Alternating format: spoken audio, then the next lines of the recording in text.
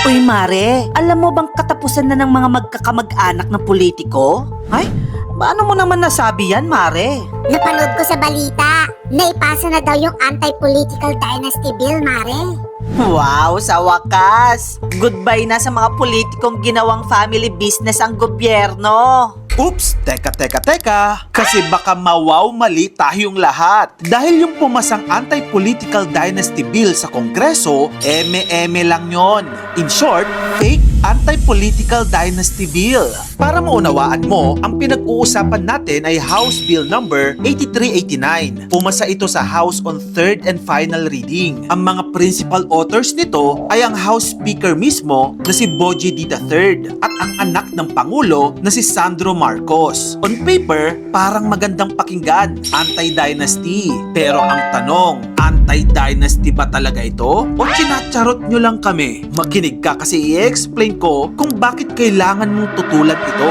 Una, ano ang bawal sa bill na yon? Bawal magsabay sa pwesto ang close relatives hanggang second degree kung pareho silang nasa same level of government. Second degree, ibig sabihin nun, asawa, magulang at anak, magkapatid, lolo at apo. Example, bawal ang magkapatid na parehong senador, gaya ng Cayetano siblings at Villar siblings. Bawal din ang mag-ama na mayor at vice mayor sa iisang bayan. Sa unang tingin, parang okay siya, may limit. Pero kapag tiningnan mong mabuti, napakalaki ang butas. Sa bill kasi, hinati nila ang government sa 4 na levels. Una, national level, tulad ng presidente, VP at senador. Pangalawang level, congressional, tulad ng district representative. Pangatlo, provincial level, tulad ng mga gobernador at board members. Pang-apat, city or municipal level, tulad ng mayor, vice mayor at councilor. Alam mo ba na ang bawal lang sa bill ay close relatives na sabay-sabay sa parehong level? Pero kung magkakaibang level, pwede pa rin umupo sa pwesto. Example, pwede pa rin yung isa, president or VP. Tapos yung isa naman na kamag-anak nila, congressman. Tapos yung isa,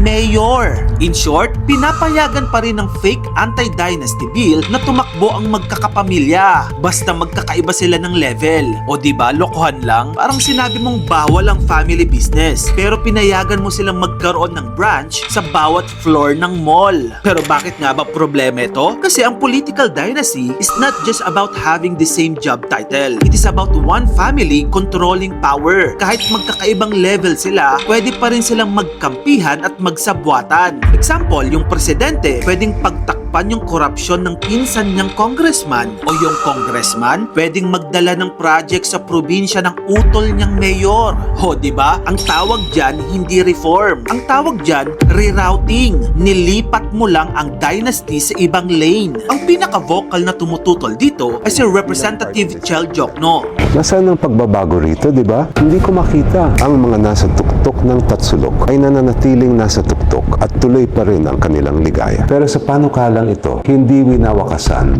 ang paghahari ng mga dinastiya. Kundi, ginawa pa itong legal. Ang punto niya, kung ang isang pamilya ay pwede pa ring humawak ng iba't ibang level ng gobyerno, hindi mo talaga pinutol ang dynasty. Inayos mo lang ang seating arrangement. Hindi na sila tabi-tabi sa picture, pero umiepal pa rin sila sa buong frame. Kaya naman mga kababayan, hindi pa tapos ang laban na ito kasi hindi pa ito final law. May Senate version pa nito. Ang Senate Bill number 1901 na isinusulong ni Senator Risa Hontiveros at iba pang senador. Mas malinaw ang Senate version dahil covered nito ang national and local elective offices, pati party list participation. Tinitingnan din nito hindi lang yung sabay-sabay na pag-upo, kundi pati yung pagpapasahan ng posisyon. Kasi may style bulok na ginagawa mga political dynasty. Yung paghawak nila ng pwesto, tatay ngayon, next term, nanay naman. And then after that, anak naman. Pinsan as vice mayor, kuya as congress, tapos sasabihin nila, wala namang dynasty, nag-rotate lang kami. O diba, lokohan?